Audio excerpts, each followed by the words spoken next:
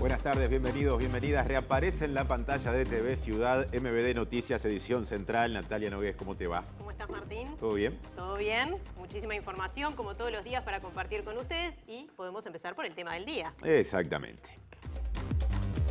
Que tiene que ver con la alimentación.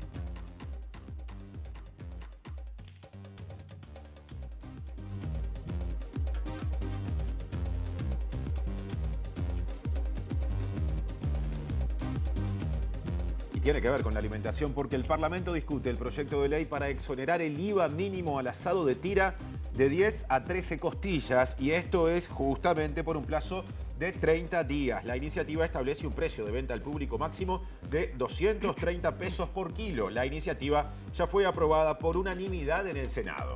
Sin embargo, las bancadas del Frente Amplio y de Cabildo Abierto marcaron discrepancias. Desde el partido liderado por Guido Manini Ríos se reclamaron medidas similares para más productos. Desde la oposición se dijo que representa un ahorro muy bajo para el sector consumidor y se plantearon dudas con respecto a su efectivo cumplimiento. Este es uno de varios temas, Nati. Mucho más para compartir en estos titulares. Presidente del Frente Amplio pidió investigar las condiciones de trabajo de los empleados de Manini en sus campos de Artigas. ANCAP sancionó a funcionariado por cartel colocado en la antorcha de la refinería, pese a que no pudo comprobar su autoría. Se reglamentó la ley de teletrabajo que establece horas de desconexión y formato híbrido en la relación empleador y trabajador. El Parlamento aprueba de forma unánime exoneración de IVA al asado por un mes. El sí mueve fuerzas antes de la cadena nacional de esta noche y la conferencia de la calle Pou mañana. Comenzaron a explorar con georradar en predios del ex Batallón 13 para detectar posibles enterramientos clandestinos. Sindicato de la Construcción realiza paro tras la muerte de un trabajador de 25 años en la planta de UPM. Fiscal penal Fernando Romano anunció que le sacará amarilla a jugadores de Wanderers y Nacional.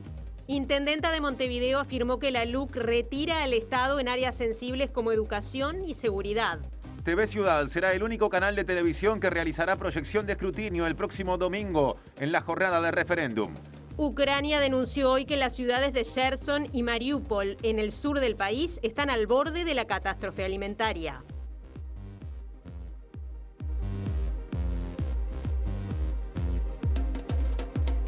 Campaña, móviles, o por lo menos uno de ellos de MBD Noticias, edición central, que tienen que ver con eso. Exacto, empezamos nuestro repaso por los móviles con nuestra compañera Natalia de Brun. Nati, ¿por dónde andás?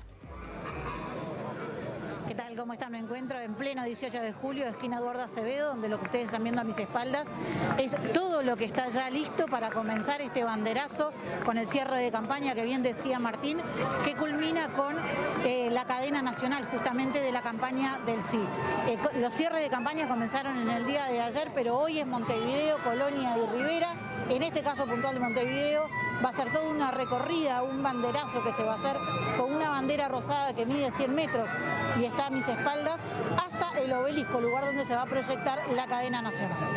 Muchas gracias, Natalia, por este primer pantallazo. Ahora presentamos el segundo móvil de la jornada, que tiene que ver con derivaciones de algo que hace ya mucho decidió el Parlamento. Sí, vamos con el otro móvil. Mariana Abreu. Buenas tardes, Natalia, Martín, ¿cómo andan? Estoy en Presidencia porque el Poder Ejecutivo reglamentó a través de un decreto la ley del teletrabajo, ley que regula el teletrabajo en el ámbito privado, una ley que fue aprobada el año pasado con los votos del oficialismo e impulsada por la senadora colorada Carmen Sanguinetti. Enseguida les cuento un poquito más. Muchas gracias, Mariana, por este avance y un aspecto vinculado a la educación, de los tantos que pueden, por lo menos, abordarse en términos periodísticos, va a estar en el informe de hoy de Julieta Núñez Tomás. Exacto, vamos a recibir este avance de Julieta sobre el programa Maestros Comunitarios, ¿verdad? Así es, Nati, Tincho, ¿cómo están?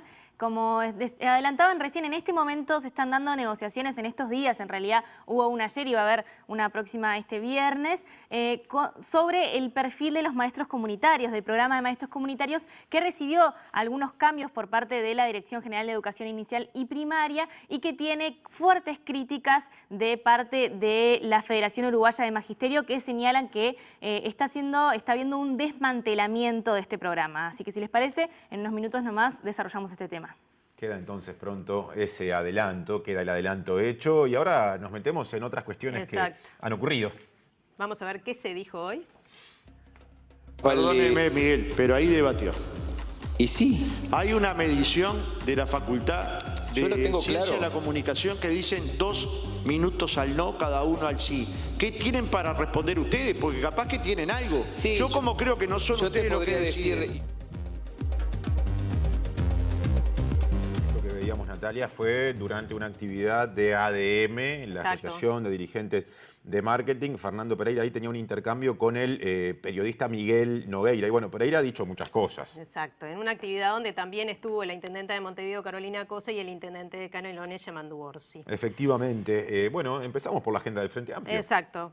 Ya que estamos, el Frente Amplio analiza qué acciones seguir en el caso Manini y espera el resultado de la asesoría jurídica de colonización. Justamente habló, fue uno de los temas que manejó Fernando Pereira al respecto, insistió en que el senador y líder de Cabildo Abierto debe presentar la documentación y que el Ministerio de Trabajo y Seguridad Social debe investigar acerca de las condiciones laborales del personal rural de ese establecimiento. De acuerdo al informe que ayer recibimos de Berterreche, muy pormenorizado, no nos puede entregar documentos porque ustedes saben que hay secreto sumarial, fue tan importante las afirmaciones que hizo, fue tan imponente lo que explicó la historia del campo que no hay duda que Manini es colono, que Irene Moreira es colono y que el padre de Irene Moreira es colono y que no han regularizado la situación. Y también es claro que encontraron dentro de su campo algunas otras violaciones a las normas legales del Uruguay que tendrán que investigarlas los ministerios. Pienso que hay asuntos laborales que claramente vulneran derechos de quienes están trabajando allí, pero parto de la base de que el Ministerio de Trabajo ya habrá tomado cartas en el asunto y habrá enviado una investigación. Y no tiene nada que ver con el referéndum. Los derechos de los trabajadores son el día antes del referéndum y el día después. A propósito de este punto, la Inspección General del Trabajo y la Seguridad Social, que depende del Ministerio de Trabajo y Seguridad Social, de momento no tiene previsto realizar ningún tipo de inspección en los campos de las familias Manini Ríos y Moreira con respecto a las condiciones de trabajo. Según pudimos averiguar en esta jornada, el organismo tiene la potestad de inspeccionar tanto en caso de denuncias como de oficio. En este caso, por el momento, no se han registrado denuncias sobre las condiciones laborales en dicho predio. Horas atrás hablamos con César Rodríguez, que es dirigente del Sindicato Rural, o sea, de la UNATRA, que dijo que no hay personas sindicalizadas en la empresa de Manini Ríos y Moreira, por lo que el colectivo, la UNATRA, no tiene información sobre la existencia de eventuales violaciones de derechos laborales en ese lugar. Si bien nada impide que señalamientos públicos respecto al tema, como los hechos por el presidente del Frente Amplio, determinan inspecciones de oficio, o sea, se puede hacer una inspección de oficio. Pero por ahora el asunto no está en los planes de la dependencia competente del Ministerio de Trabajo. Seguimos abordando temas vinculados porque fuentes del Instituto Nacional de Colonización le dijeron a MBD Noticias que, de comprobarse lo investigado, la familia Manini Ríos Moreira debería regularizar su situación vinculada ahora sí al Instituto de Colonización. Eso implicaría pagar multas y rever la longitud de las fracciones del predio que exceden lo habilitado por la ley. Si la investigación en curso concluye que el inmueble 511, un terreno afectado por el Instituto Nacional de Colonización, INC, efectivamente es propiedad del senador y líder de Cabildo Abierto, Guido Manini Ríos, su esposa, la ministra de Vivienda y Ordenamiento Territorial, Irene Moreira, y su padre, el exmilitar Roque Moreira, deberán regularizar su situación frente al INC. El predio no cuenta con la convalidación de títulos que debería haber hecho por ley, ya que la compraventa no fue autorizada por el instituto, y además supera las hectáreas habilitadas. La ley 11.029, que creó el Instituto Nacional de Colonización, determina en el numeral 5 del artículo 7 la colonización según la extensión del territorio y señala que la colonización máxima será de hasta 1.000 hectáreas. El predio del inmueble 511 cuenta con varias fracciones, 1, 2, B1, B2 y B3, que vistas según la propiedad declarada frente a la Dirección General de Registros, superan las 1.000 hectáreas habilitadas para un mismo colono. Y el senador Guido Manini Ríos dijo que es totalmente falsa la información publicada por el semanario Búsqueda el viernes pasado, donde se denunció que él, su esposa, la ministra Irene Moreira, y su suegro Roque Moreira son colonos. Sí, Manini Ríos incluso dijo que Moreira, su suegro, consiguió comprar esas tierras porque fueron enajenadas por el Instituto de Colonización en 1971 y que hasta el momento nadie pidió ninguna investigación. La información es totalmente falsa. O sea, yo nunca fui colono, mi señora nunca fue colona, mi suegro, que tiene 91 años, nunca fue colono. Fue una enajenación del bien de acuerdo a la ley, etcétera, etcétera. Están las actas, están toda la documentación. Estamos hablando de hace más de medio siglo. En este más de medio siglo nunca jamás hubo un reclamo, nada de colonización hacia mi suegro y mucho menos hacia mi señora y hacia mí. Es decir, que es una falsedad rotunda, encargada por el director Frente Amplista del Instituto de Colonización, que, bueno, indudablemente lo da a conocer a 7 días del referéndum, generando la manija, la bronca en los aspirantes a colono, en los colonos, en esto, en lo otro, si yo mentí, si no mentí, por qué no dije que no era colono, etcétera. Toda esa manija en base a una falsedad total. También habló de esto el senador frente amplista Enrique Rubio, que dijo que está en juego la honorabilidad de Manini Ríos. Sostuvo que la carta que hizo pública Manini Ríos el fin de semana no alcanza para afirmar que no es colono y que lo que importa son los documentos que demuestran que esas hectáreas señaladas ya no son de colonización. Por consiguiente, quien tiene, de acuerdo con esa información, la tenencia de ese bien, conserva la condición de colono. El senador Manini Ríos y la ministra Moreira y demás podrían probar rápidamente, yo diría de un día para el otro, si es que sostienen lo contrario, de que hubo la decisión del directorio del Instituto Nacional de Colonización, podrían probarlo exhibiendo la resolución del directorio y la escritura, porque en la escritura de la venta y de la compra de tierras consta toda la historia de un bien, del bien que se adquiere. Exhibiendo la documentación, se liberarían de esta incertidumbre. Para nosotros este es un tema clave, porque es un miembro del órgano del Senado de la República. Y es un tema donde, de acuerdo con la información pública, está en juego la honorabilidad del senador Manini en particular. Bueno, y cambiamos de tema. En el Parlamento hoy se discutió durante toda la jornada el proyecto de ley que envió el Poder Ejecutivo para exonerar de IVA al asado de tira por 30 días. El Senado más temprano lo aprobó por unanimidad, estaba hasta hace poco transcurriendo la sesión en la Cámara de Representantes y desde la Unión de Vendedores de Carne se dice que es una medida positiva que le va a hacer bien al mercado interno. Que era algo que estábamos también pregonando y tratando de poder hacerles entender a las autoridades desde hace ya un tiempo que necesitamos tener algún tipo de medida para favorecer al mercado interno, ¿no? El mercado interno que ha sido castigado en los últimos meses por aumentos sucesivos en el precio de la carne y bueno, a través de este corte, bueno, creemos que podemos llegar a muchos uruguayos de una manera más fluida, ¿no? ¿Qué precio tendría el asado que está afectado y qué tipo de asado se va a vender exonerado de IVA si va a haber distintas calidades de asado en la oferta al público? A ver, va a ser un asado, el asado de campo, asado a 13 costillas, con un peso topeado en 230 pesos al público. Es un asado de excelente calidad, un asado que estaba destinado para la exportación, un asado que los frigoríficos hacen el esfuerzo de volcarlo al mercado interno. Y bueno, el Estado también renunciando a poder cobrar el IVA por ese corte y bueno, y el carnicero que también va a sacrificar su margen de ganancia para poder que la gente pueda acceder al corte en su totalidad, ¿no? El Frente Amplio apoya esta medida, le da los votos en el Parlamento, pero también establece algunas críticas. Sí, el senador frente amplista Mario Vergara dijo o señaló que la disposición es una señal débil y tiene una dimensión ínfima. Desde la oposición se afirmó que el asado de tira pesa en la canasta familiar menos de un 1% y el impacto de la rebaja no llega al medio punto por ciento. Como ya adelantaron compañeros de bancada, nosotros vamos a acompañar este proyecto porque, como decía el senador Olesker, cualquier monedita sirve.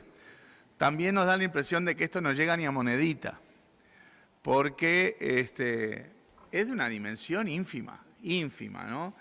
Cuando uno escucha una argumentación que arranca con la inestabilidad mundial, la guerra entre Rusia y Ucrania, la inflación a nivel global, las hambrunas, la tecnología de producción agropecuaria, el hambre que está pasando la gente, aún con los resabios de la pandemia, argumentaciones de esa envergadura, y culmina con que vamos a abordar el tema con rebajarle el IVA al asado de tira por un mes. Nos parece que acá hay un desnivel, un desequilibrio, una diferencia de mundos, ¿sí? Que bueno, pongámosle la humildad a este proyecto de la dimensión que tiene, que es una dimensión ínfima. Pero además, de la gente que más necesita, la más vulnerable, ¿se piensan que es gente que come asado de tira? El senador Mario Vergara sostuvo que son necesarias medidas por parte del gobierno que apunten a que los precios no se disparen. Bueno, también sobre esto habló el senador de Cabildo Abierto, Guillermo Domenech. Sí, que si bien votó a favor de la medida, dijo que habría que aplicarla a otros cortes e incluso a otros productos más allá de la carne. Estamos concretamente ante una situación de alteración de los precios a nivel mundial y esto repercute indefectivamente sobre los precios de los productos de la canasta familiar, entre otros, porque este es el tema que hoy nos preocupa. Y nosotros vamos a acompañar este proyecto. No obstante, no escapa a nuestra inteligencia que en la mesa de la familia de nuestro país de menor poder adquisitivo no es quizás el asado lo que predomine, sino la carne picada, la falda, la aguja y la paleta. Nosotros vamos a acompañar este proyecto, pero lo acompañamos con estas afirmaciones que estamos realizando y que entendemos que, bueno, quizás no solo el asado, sino también la paleta, la aguja, la carne picada, los fideos, el arroz, deban llegar. Hoy es día de columna de análisis económico aquí en MBD Noticias, edición central. La recuperación de la economía y su distribución. Ya recibimos a Germán de Agosto. ¿Cómo estás? ¿Cómo andan? ¿Todo bien? Bien. Exactamente, hoy vamos a aprovechar que mañana se conocen las cifras definitivas de lo que fue la recuperación de la economía en el 2021. Por ahora todavía, pese a que estamos en marzo, es un estimado, ¿sí? Y mañana, después de las 5 de la tarde, tendremos los datos finales de justamente el crecimiento de la economía. Básicamente, si ahora miramos la primera placa, lo que tenemos es cuánto se estima que habría crecido, que por ahora es una estimación. Eso es simplemente un poquito de la historia, un periodo que abarca las últimas dos grandes crisis, y lo que está en gris justamente son las estimaciones de lo que habría crecido la economía el año pasado y lo que crecería el año que viene, ¿sí? Esto básicamente lo que estamos viendo es cómo cambia lo que produce una economía en un periodo determinado, año tras año, ¿sí? Vemos cómo cambia el valor de lo que produce la economía. Pero otra forma de ver esto, desde el punto de vista distributivo, tiene que ver con entender lo que estamos viendo como la generación de mayores ingresos, ¿sí? Cuando una economía crece, lo que hace es genera mayores ingresos para todas las personas o agentes económicos que participan dentro del proceso productivo.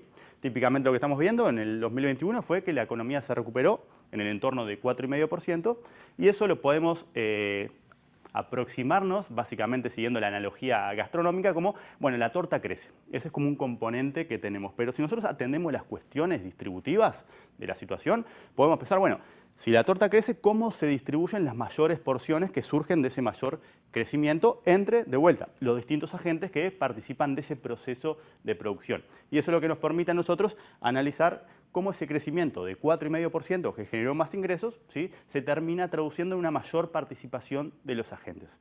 Y nosotros, cuando lo aterrizamos a la dinámica distributiva del crecimiento, lo que podemos pensar, si nos enfocamos en el lado de los trabajadores, es en el indicador de la masa salarial. Nosotros hemos venido, y lo discutimos la columna pasada, hablando sobre lo que es los salarios. Los salarios son una de las dimensiones de este componente que es la masa salarial. ¿De dónde surge la masa salarial? Surge de considerar lo que pasa con los salarios y también conjuntamente con lo que pasa con el empleo. De alguna manera, si multiplicamos esos dos factores, lo que tenemos es lo que sucede con la masa salarial. Y eso es lo que nos permite tener una aproximación a cuánto fue la torta o el pedazo de la torta que corresponde justamente a los trabajadores, ¿sí? Entonces, si nosotros atendemos esa dimensión, en conjunto con el crecimiento de la economía, tenemos que la masa salarial creció 1,5% durante el 2021. La economía creció 4,5%, según las estimaciones oficiales, o sea que lo que tenemos es una diferencia de casi 3 puntos porcentuales, ¿sí? Que justamente es lo que tiene una implicancia desde el punto de vista de la distribución de esa mayor torta que estamos viendo. Entonces, si ahora miramos la segunda placa, lo que vamos a ver es justamente la evolución conjunta de cómo evolucionan los ingresos de todo lo que se genera en la economía, básicamente es la línea verde, que es justamente la evolución del PIB, en conjunto con la evolución de la masa salarial, que de vuelta refleja la participación de los trabajadores en esa torta que está creciendo, ¿sí? Y lo que vemos en función de las estimaciones que tenemos, y esas estimaciones son lo que están sombreados, que recogen justamente lo que conversamos la columna pasada, va a haber una nueva caída del poder de compra, una nueva caída del salario real, que va a convivir con una nueva creación de empleo. Y eso va a determinar un aumento de la masa salarial, pero que no va a ser suficiente justamente para seguir, ¿sí?, la trayectoria del Producto Interno Bruto. Y lo que estamos viendo entonces en esa zona sombreada es un quiebre de alguna manera del patrón distributivo, ¿sí? Entonces, cuando pensamos en las implicancias y ya pensando en lo que queda del año, lo que estamos viendo es que de alguna manera esa recuperación de 4,5% no se distribuyó de forma igual entre los distintos agentes que participan. En particular, tenemos un 70% de la población, más o menos 2/3, un poquito más, que justamente cuyos ingresos dependen o de los salarios o de las pasividades. Ambos indicadores indexados al índice medio de salarios. Ese índice medio de salarios es el que viene creciendo por debajo de la inflación. Entonces, lo que estamos viendo es justamente una dinámica de separación entre esas dos variables que tiene implicancia desde el punto de vista de la distribución de esos mayores ingresos que se generan y que es relevante atender, o por lo menos evitar que se profundice esa brecha, justamente porque si no va a ser complicado, por ejemplo, de revertir todavía lo que queda, ¿sí?, de la situación de la pobreza. Capaz que es para otro día o para otro informe, perdón por el corte, Germán, pero uno tiende a pensar que hay sectores empresariales que han tenido mayores niveles de ingresos a partir de ese crecimiento que no llegó proporcionalmente al bolsillo del trabajador y la trabajadora. Exactamente, porque lo que estamos viendo justamente es eso, cómo ese mayor ingreso que surge de ese mayor crecimiento va a parar a los trabajadores como parte de los agentes claves, a los empresarios que también forman parte del proceso de producción que tenemos en la economía y también el gobierno. Esos son como los tres agentes a los cuales va a parar, ¿sí?, esa mayor porción de la torta. Y lo que estamos analizando es en particular lo que corresponde a los trabajadores, ¿sí?, que es justamente lo que nosotros llamamos en economía la masa salarial, que recoge la caída del salario real y la creación de empleo, pero juntas las dos igualmente supone una trayectoria divergente, o por lo menos que se está separando, y que eso justamente cuando pensamos en el crecimiento, pensamos que es una condición necesaria para aumentar el bienestar de la sociedad, pero no es una condición suficiente, ¿sí? Y eso es un poco lo que estamos viendo, que tiene varias implicancias. Por ejemplo, lo manifestamos en términos de la situación de la pobreza, pero también tenemos que tener en cuenta, a la hora de pensar en la recuperación del empleo, que hay dos factores que podrían complejizar un poco las perspectivas. El primero, que mucho de la creación de empleo del 2021, 45.000 puestos de trabajo aproximadamente, está asociado, ¿sí?, a lo que son los jornales solidarios, lo cual se anunció que se va a extender, pero no quita que es una medida que está pensada para atravesar una situación complicada puntual, ¿sí? No hace a las perspectivas de crecimiento y de desarrollo, porque tiene asociado trabajos de baja productividad y sueldos bajos. Y lo otro es los empleos vinculados a la construcción de la planta de UPM, otro factor que también de alguna manera tiene una naturaleza transitoria. Entonces, el objetivo de la política pública justamente debería ser atender que esas dos trayectorias no se sigan separando, ¿sí?, porque justamente lo que implica esa divergencia que está reflejada en esas dos trayectorias es que la parte de los trabajadores, ¿sí?, o 2/3 de la población cuyos ingresos dependen de salarios o de pasividades, no se está beneficiando de ese mayor crecimiento, ¿sí? Eso es un poco lo que estamos viendo. Muy bien, bueno, interesante. Se puede seguir horas. Se puede seguir. Gracias, Germán. Por favor, gracias a ustedes. Muchas gracias. Y bueno, y si hablamos de trabajo, algo que se impuso es el teletrabajo, y ya nos anunciaba Mariana Abreu que se reglamentó esta ley de teletrabajo, y está por allí, por la torre ejecutiva, nuestra compañera que nos va a profundizar, a meter un poquito más en los detalles de esta reglamentación. Así es, el Poder Ejecutivo reglamentó, como decías, Natalia, el teletrabajo, esta ley que se aprobó el año pasado por parte del Parlamento con los votos del oficialismo, un proyecto de ley que presentó la senadora colorada Carmen Sanguinetti, que tuvo una discusión bastante ardua en el Parlamento. Una ley que establece un marco bastante amplio que justamente esta reglamentación viene a ir ajustando un poco más. En primer lugar, este decreto establece dos modalidades de teletrabajo, una parcial y otra total. También alude a este concepto de acuerdo entre las partes, ¿no? Me refiero al trabajador y al empleador, un concepto que fue bastante cuestionado, sobre todo por el movimiento sindical en su momento, por considerar que las partes están en desventaja a la hora justamente de establecer un acuerdo de estas características. El decreto dice que el teletrabajo se tiene que fijar por mutuo acuerdo. También establece condiciones mínimas, aspectos que un contrato laboral de este tipo debe tener, como el lugar o los lugares donde se desarrolla la tarea, también cómo se registra la asistencia, el descanso y también el tiempo de desconexión. El tiempo de desconexión es ese tiempo en el que el trabajador no está obligado a responder consultas por parte de la empresa o a desarrollar tareas. En este sentido, establece una precisión y es un plazo de 8 horas entre jornada laboral y jornada laboral de tiempo de desconexión justamente. Además, hace referencia a aspectos de seguridad y de salud. Afirma este decreto que el teletrabajo se debe desarrollar en un ámbito o en varios lugares, pero que tengan condiciones de seguridad y de salud, y de hecho menciona la posibilidad que a través de una inspección del Ministerio de Trabajo se pueda volver al trabajo presencial si no están dadas las condiciones para desarrollar la tarea. Hay que ver cómo se aplica esto en los hechos, ¿no? Esta es otra cuestión. Y por último también habla de un aspecto que fue bastante discutido en el Parlamento, que es el de los insumos, los equipos y los servicios que necesita el trabajador para desarrollar la tarea, ¿no? Nos referimos a desde una silla hasta una computadora, internet, etcétera. Lo que dice el decreto es que quien proporciona estos materiales, estos insumos, también se acuerda entre las partes, pero en el caso de que no se llegue a un acuerdo, deberá ser el empleador quien proporcione estos elementos. Este es un breve resumen, se puede profundizar un poquito más y en este sentido los invitamos también a los televidentes a seguir en Lado B luego de las 20 horas, que va a ser el tema central justamente el teletrabajo de este programa. Muchas gracias, Mariana, por el informe desde allí. Ya queda hecha esa invitación. Día de 2 columnas hoy en MBD Noticias, edición central. Estamos a 5 días de un referéndum. Exacto, estamos ahí nomás de esta jornada histórica, como lo son todas las elecciones y sobre todo en nuestro país, que tienen tanta importancia. Así que recibimos a Eduardo Botinelli, director de Factum, a ver qué novedades hay. ¿Qué tal? ¿Cómo están? Un gusto. Bueno, lo que tenemos de la última encuesta nacional Factum es que fue cerrada a 15 días, a 2 semanas de realizado el referéndum.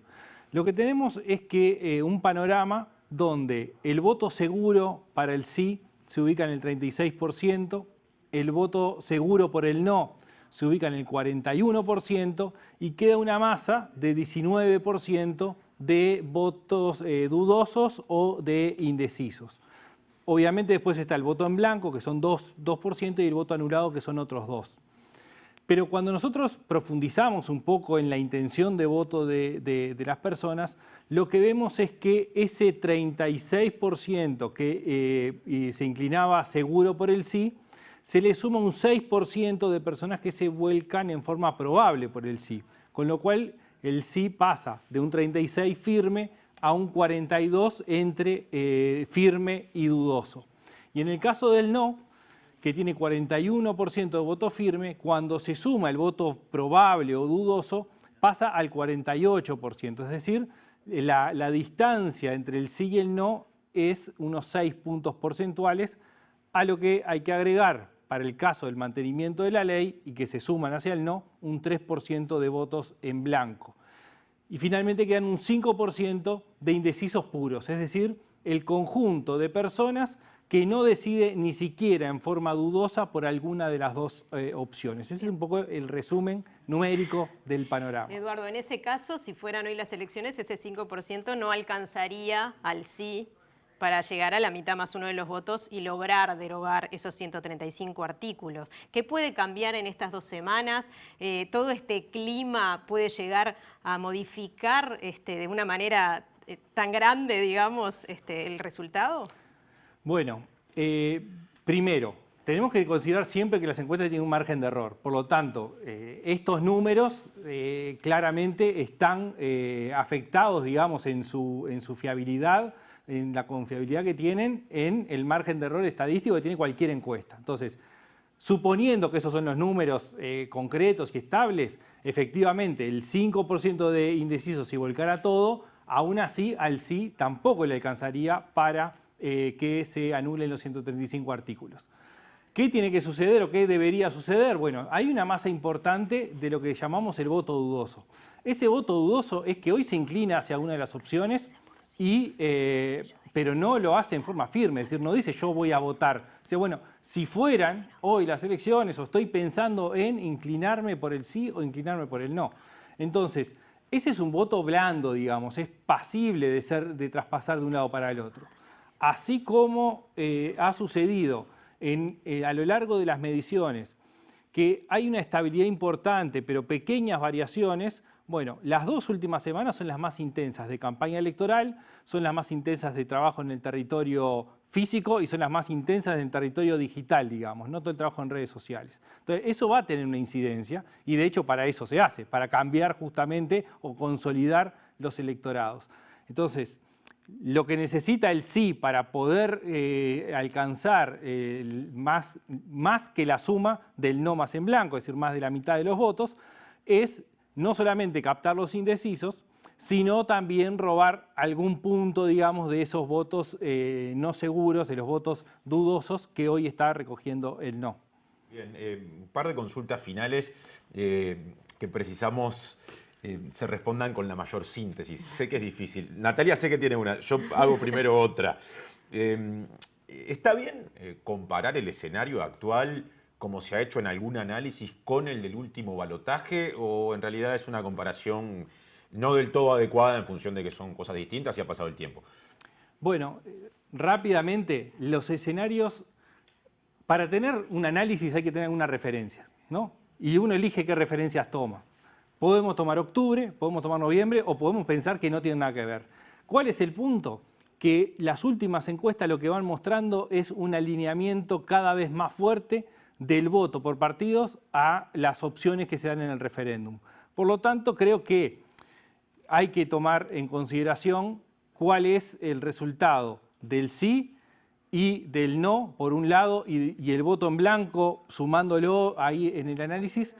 No digo en forma contundente para compararlos, pero sí como puntos de referencia, de los dos lados, digamos, y no solamente lo del balotaje.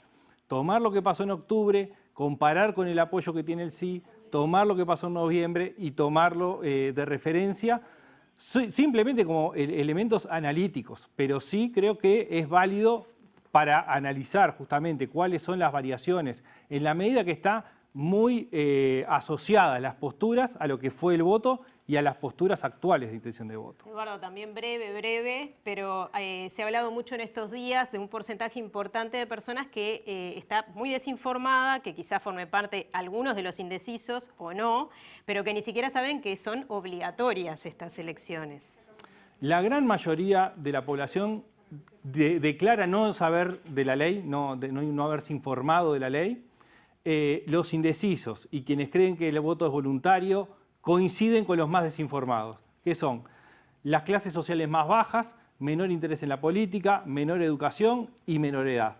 Ese es un poco el resumen rápido de esos perfiles que son coincidentes y que son los indecisos puros, que son los más alejados de la política. Bien, horas claves estas entonces. Totalmente. Muchas gracias, Eduardo. Gracias a ustedes. Muchas gracias. Bien. Tenemos móvil ahora, Nati, Tenemos a Natalia de Brum. Hola, efectivamente, y bueno, ya estamos ubicados en Boulevard Artigas, 18 de julio en definitiva, y Boulevard Artigas, donde está instalado esta pantalla gigante y además escenario artístico, esperando el cierre de la campaña del sí, una vez que termine la cadena nacional. A mis espaldas ustedes ya están viendo, están a menos de una cuadra llegando este banderazo, una bandera de color rosado, como le decíamos, que mide 100 metros, que bueno, que viene acompañada además de dos banderas más de unos 80 metros aproximadamente, una con los colores de Uruguay y la otra que es del artista Andrés Di Pascua. Estas tres banderas que vienen haciendo este banderazo como cierre aquí en Montevideo de campaña, justamente de la campaña del sí, y bueno, está todo dispuesto para que una vez que se llegue acá, en minutos nada más, sobre las 8 en punto, va a estar comenzando la cadena nacional para que todos la puedan ver desde aquí, desde este escenario, con la pantalla gigante que está aquí instalada. Muchas gracias, Natalia, por este móvil. Ahora seguimos cambiando de tema y pasando a un asunto anunciado más temprano. Bien, vamos con Julieta Núñez, que va a profundizar un poquito en el programa Maestros Comunitarios y toda esta polémica que se ha generado en estas horas. Así es, compañeros, lo adelantábamos hace unos minutos nomás. Quizás conviene comenzar este informe, este pequeño informe, explicando un poco qué son los maestros comunitarios y cuáles son sus tareas. Bueno, los maestros comunitarios trabajan en todo el país a contraturno de sus clases normales, de primero a sexto en la escuela. Por ejemplo, si trabajan de mañana, en la tarde realizan estas tareas especiales que requieren el trabajo con la comunidad, el trabajo con los niños y niñas que tienen dificultades en el aprendizaje, dificultades emocionales, familiares o de inserción en la escuela. Atienden especialmente lo que tiene que ver con el abandono, con la deserción estudiantil y todas estas cuestiones. Y bueno, lo que hacen ellos es ser parte de la comunidad, ¿no? Hay muchos relatos que no van a entrar acá, muy emocionantes, del trabajo de los maestros y maestras comunitarias, porque están realmente en contacto con los niños y niñas de los barrios, que por lo general son los barrios más carenciados de nuestro país y las escuelas que se encuentran en esas comunidades. En particular, lo que ha sucedido son dos cosas, dos cambios de alguna manera. De las 533 funciones, que así se le llaman a estos puestos de maestros comunitarios que había el año pasado, ahora van a pasar a ser 500, y estas 33 que están en el medio, digamos, o que quedarían sin esta función, van a pasar a tener, según la Dirección General de Educación Inicial y Primaria, un nuevo rol. Y esto es lo que se está discutiendo ampliamente entre los sindicatos de la educación y primaria, de alguna manera, porque este nuevo rol ya no sería una maestra comunitaria, un maestro que está en territorio, sino que pasaría a depender de las inspecciones departamentales y atenderían situaciones emergentes de alguna manera, ¿no? Lo que sucede en una escuela puntual, en un jardín puntual, estos maestros comunitarios itinerantes, como se les está llamando ahora, estos 33 más 23 más, o sea, estos 56, pasarían a tener este rol que de alguna manera los desconecta del territorio y los conecta con estas situaciones que se pueden dar puntualmente, irían a atender allí esa situación y volverían luego a cargo de la inspección departamental a ver qué es lo que les toca hacer. Si les parece, podemos escuchar en primera instancia las palabras de Pablo Cayani, que es maestro, fue maestro comunitario, era consejero del CEIP por los docentes y es actual integrante de la directiva del Instituto Nacional de Evaluación Educativa, que habla un poco del perfil de los maestros comunitarios, de la importancia que tiene esto, y señala que hay un recorte que afectaría a más de 1000 niños y niñas que necesitan de estos programas. Vamos a escucharlo. Una maestra comunitaria trabaja por lo menos en el año con por lo menos con 25 niños y niñas y su familia. En general lo hacen con más. Este recorte lo que hace es dejar a 1.300 niños sin esta oportunidad de mejorar su relación con la escuela y los aprendizajes, mejorar la integración, acceder a la matriz de protección social, a veces hasta acceder a la hora para el pediatra. Entonces estamos hablando de los gurises más vulnerables, de las escuelas más vulnerables, que capaz que si la comunitaria no intervenía, se perdían algún paseo o no participaban de la clase de educación física porque no tenían el carnet del niño. Entonces, estas cuestiones que parecen muy mínimas, de repente son las que define que un niño tenga la experiencia de un campamento o que un niño conozca el mar, y la verdad que uno no encuentra razones, digamos, o evidencia que sustenten estas definiciones de política educativa. Parecen más bien arbitrarias y poco planificadas, por no decir improvisadas. Me pregunto cuál es la opinión de la FUMTEP, o sea, la Federación Uruguaya de Magisterio Trabajadores de Educación Primaria, Juli. Adelantamos también un poquito al principio, ¿no? Ellos tienen una visión bastante crítica de estos cambios. En estas instancias de negociación, ellos encuentran que el planteo de la Dirección General de Educación Inicial y Primaria es contradictorio porque, según dicen desde la FUMTEP, están tratando de, o así expresan en los comunicados y en los borradores de estos perfiles de maestros comunitarios, de fortalecer a las poblaciones más vulneradas, pero por otro lado, según la FUM, están haciendo un recorte. También critican la postura de la Dirección General de Educación Primaria en lo que han sido estas bipartitas porque señalan que no han negociado, que la FUM ha ido a llevar su postura y del otro lado han tenido, bueno, lo vamos a escuchar, pero personas que no quieren escuchar eso y por otro lado también señalan esto de que esos 33 puestos, estas 33 funciones que no van a pasar a ser parte de los maestros comunitarios, se le tendría que haber dado la chance a estos maestros y a estas maestras que pudieran elegir en febrero, bien ubicados en la lista de elección, en el llamado de horas, para que pudieran decidir qué es lo que quieren hacer, obviamente, este año con sus trabajos. Así que si les parece, vamos a escuchar a Alejandra Pereira, que ella es integrante del Secretariado Ejecutivo del FUMTEP, hablando de lo que sucedió en la última bipartita, que como les decía, fue el día de ayer. El objetivo que para la Federación tuvimos en el análisis del secretariado del día viernes, creo que atrás hay un objetivo claro de desmantelación del programa, porque no tiene mucho sentido que uno apueste a un maestro comunitario justamente a poner un maestro que no conoce la comunidad.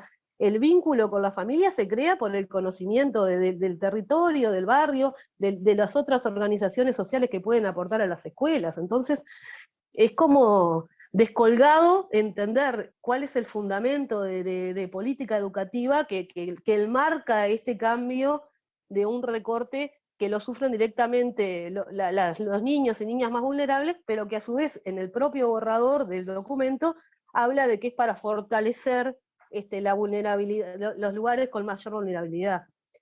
La verdad que nosotros no le encontramos la lógica, más que sea un cambio, tampoco la lógica de querer mantener un término de maestro comunitario cuando el maestro no conoce la comunidad. Es como un desconocimiento de todo lo que se ha trabajado en años anteriores y una necedad de no escuchar, porque lo que pasamos en la bipartita última no fue una bipartita, fue la opinión respetuosa de la Federación contra alguien que no tenía ninguna ganas de escucharnos ni por qué estaban fundamentando esto. Autoridades, Julieta. Bueno, como les decía anteriormente, nosotros hablamos con Graciela Faveiro, que es la directora general de Educación Inicial y Primaria. Ella plantea que es un cambio positivo, que estas 500 funciones que este año van a comenzar a trabajar como maestros comunitarios son suficientes para abarcar todas las escuelas a aprender, que son las escuelas que conocemos como de contexto crítico y que además también abarcaría a las 33 que el año pasado salieron de la categoría aprender. Señala que lo que se está tratando es de fortalecer este programa y que va a seguir en la lógica de atender puntualmente a las personas y a los estudiantes, a los niños, niñas y familias de los contextos más vulnerables. Así que, como ven, hay visiones encontradas y vamos a ver qué se resuelve en las próximas horas, en los próximos días, cuando continúan las negociaciones por el perfil de los maestros comunitarios. Muchas gracias, Juli. Se va el primer bloque de MBD Noticias Central. Nos vamos rapidito de la tanda y luego el panorama internacional.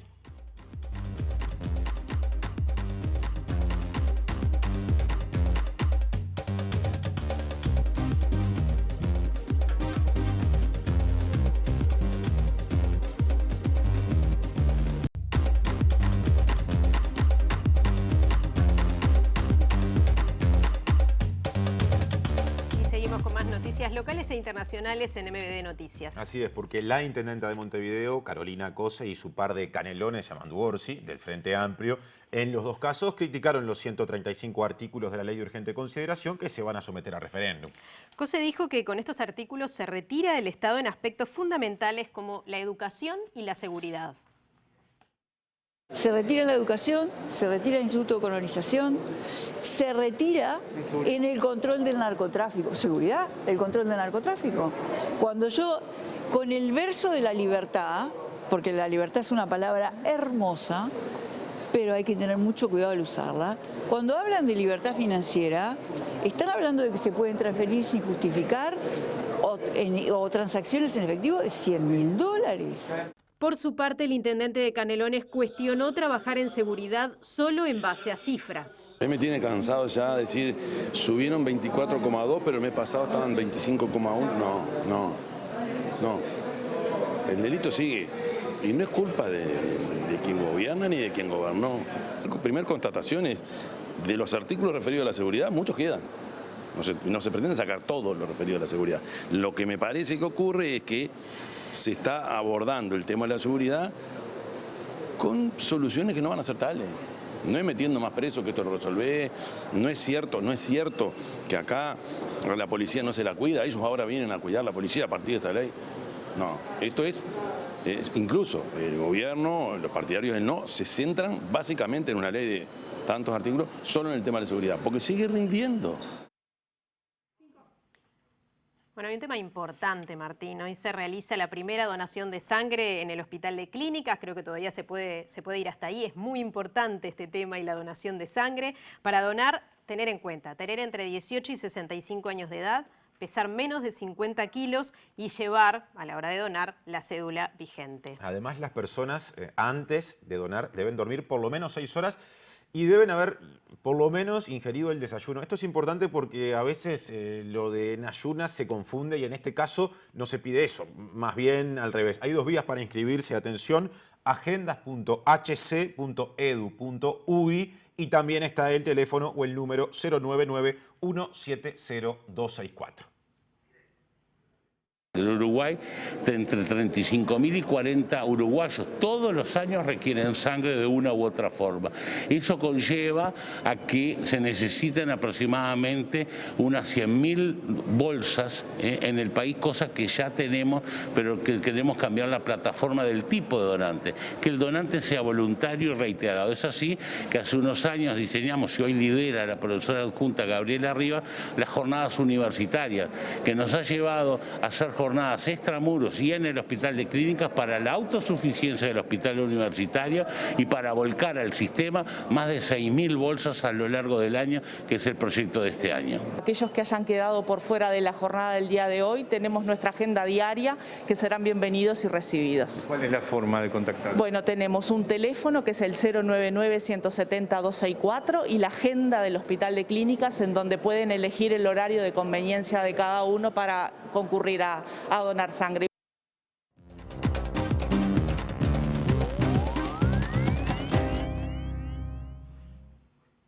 Momento internacional, le mandamos un abrazo a Alejandro Gabar, el Jano que hoy no está aquí en piso, entonces trataremos de suplirlo con las herramientas que tenemos, ¿no? Difícil tarea. En pronunciación seguro que ya estamos abajo, ¿no? Como de alguna manera este introito lo va dejando claro. Vamos a empezar por lo que está pasando en Ucrania. Atención porque hay denuncias muy importantes. Las autoridades ucranianas afirman que 2 ciudades, Mariupol y Cherson, están al borde de la catástrofe alimentaria. Bueno, vamos a tener que leer porque para nosotros no es tan fácil. Los primeros ataques con bombas y misiles empiezan a caer en Odessa, principal y estratégico puerto del país, sobre el Mar Negro. El presidente Volodymyr Zelensky pidió la mediación del Papa Francisco y el secretario general de la ONU afirmó que esta guerra es imposible de ganar.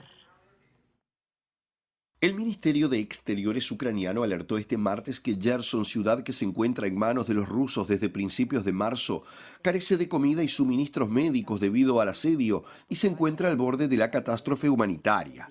Mientras tanto, el estratégico puerto de Odessa sobre el Mar Negro, que espera desde hace días los ataques rusos, reportó los primeros bombardeos en los alrededores de la ciudad, al tiempo que la martirizada Mariupol está prácticamente reducida a cenizas, según el presidente Zelensky, quien pidió la intermediación del Papa Francisco para detener el conflicto. En el plano político, el asesor de Seguridad Nacional de la Casa Blanca, Jake Sullivan, adelantó este martes que el presidente de Estados Unidos, Joe Biden, y sus aliados anunciarán el jueves durante sus reuniones en Bruselas nuevas sanciones contra Rusia, en un esfuerzo conjunto, según dijo, para reprimir la evasión de sanciones por parte de cualquier país que ayude a Rusia a socavar, debilitar o esquivar las mismas. Por su parte, el secretario general de las Naciones Unidas, Antonio Guterres, afirmó que es hora de parar esta guerra absurda y dijo que es imposible de ganar y que Ucrania no puede ser conquistada casa por casa, por lo que tarde o temprano tendrá que pasar del campo de batalla al terreno de las negociaciones.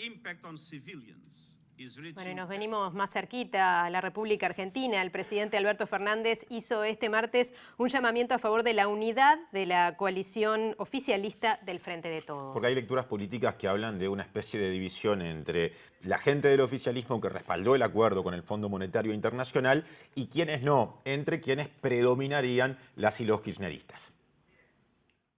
El presidente Alberto Fernández reconoció que existen miradas diferentes sobre algunas cuestiones, pero dijo que ante los desafíos económicos del país y el aumento de la inflación acelerada por los efectos de la guerra en Ucrania, lo que no puede hacer el gobierno es darse el lujo de no estar unido.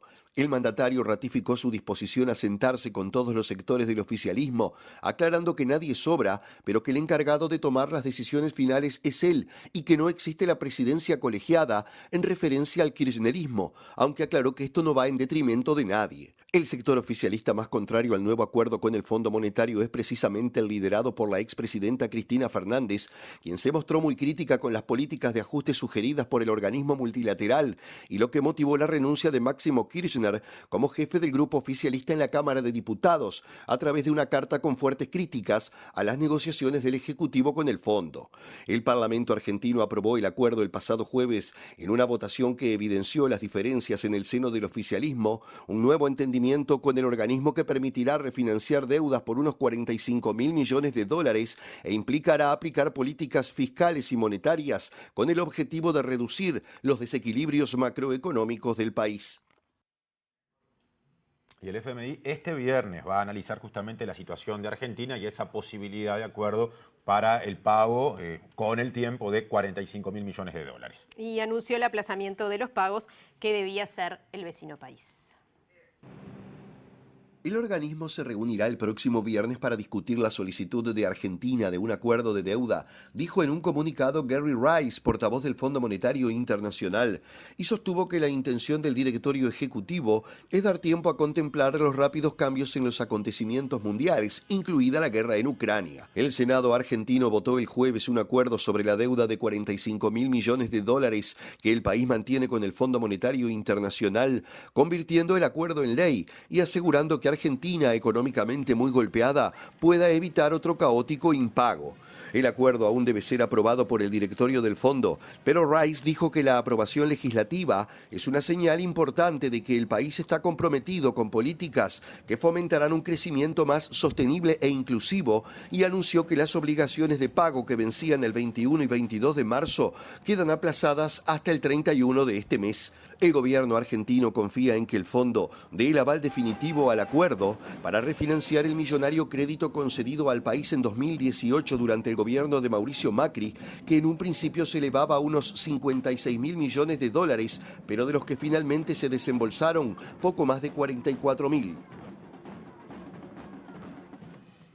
Bueno, volvemos a nuestro país y atención porque más de 20 organizaciones sociales llaman a manifestarse contra la extranjerización, privatización y contaminación del agua el martes 29 en la Plaza Libertad. Estaba previsto que esa movilización fuera hoy, Día Mundial del Agua, ya que estamos, pero el anuncio de mal tiempo hizo que se postergara. Las aguas subterráneas se encuentran en forma de acuíferos, que son formaciones de rocas, arenas y gravas que contienen una gran masa de agua, proveniente de la lluvia y la nieve, que se infiltran en el suelo y cuya extracción se realiza a través de bombas, pozos y otros mecanismos. Los expertos advierten que el agua subterránea debe ser protegida de la sobreexplotación y la contaminación para mitigar el cambio climático y satisfacer las necesidades humanas y evitar agotar el recurso, su encarecimiento y, por último, la paralización de su uso. Casi la totalidad del agua dulce en forma líquida del mundo es subterránea y el 40% es usada para el riego, siendo las zonas de Asia y el Pacífico las que tienen menos agua disponible de todo el mundo, algo que hace que las previsiones de agua subterránea vaya a aumentar un 30% de aquí al 2050. Otro de los riesgos que corren es el de los nitratos y pesticidas, situación que se da con mayor frecuencia en las zonas de Europa y América del Norte, donde la contaminación agrícola constituye una gran amenaza para la calidad de dichas aguas. Según los organismos internacionales, unos 2.200 millones de personas viven sin poder acceder al agua potable, situación que podría agravarse si no se toman las previsiones necesarias para su protección. Estamos cerquita de la cadena del sí, 23 grados de temperatura y ya cerrando MBD Noticias. Vamos al pronóstico para el día de mañana, miércoles 23 de marzo, 27 grados la máxima, 17 la mínima. Siguen las lluvias por un par de días más y como decía Martín, nos vamos rapidito porque ya comienza la cadena por la campaña del sí. Luego lado B, luego debate desde la FIC, todo en la pantalla de TV Ciudad. Bien, los esperamos mañana. Que pasen lindo.